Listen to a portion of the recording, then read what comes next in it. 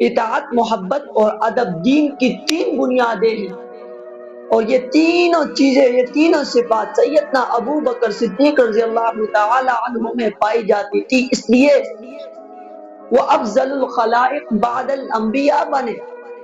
دوسرا وہ شخص جس میں اطاعت بھی نہیں تھی اور ادب بھی نہیں تھا، محبت بھی نہیں تھی، اس کا نام ابو جہل ہے۔ ابو جہل کے بارے میں قرآن نے فرمایا اولئک کالانعام بل ہم اضل۔ اور تیسرا وہ شخص جس میں نہ محبت تھی نہ ادب تھا لیکن اطاعت تھی، جس کا نام عبداللہ ابن ابی ابن سلول تھا۔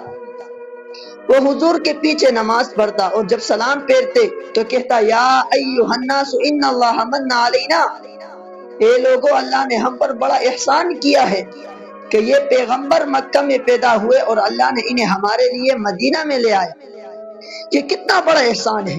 پھر کہتا فاطیعوہ، یعنی تم ان کی اطاعت کرو۔ لیکن وہ ظالم جب باہر نکلتا تو پیغمبر کے خلاف سازشیں کرتا۔ اس طرح اس کی ظاہری اطاعت تو تھی مگر محبت اور ادب نہ تھا۔ چوتھی قسم وہ شخص ہے جس میں محبت اور ادب دونوں تھی لیکن اطاعت نہ تھی، اس کا نام ابو طالب ہے۔ حضور صلی اللہ علیہ وسلم کے چچا ابو طالب۔ تو یہ تین چیزیں جو ہے نا، ادب، محبت، اطاعت، یہ دین کی بنیادیں ہیں۔ اطاعت کرو رسول کی، ادب کرو رسول کی، اور محبت کرو رسول سے۔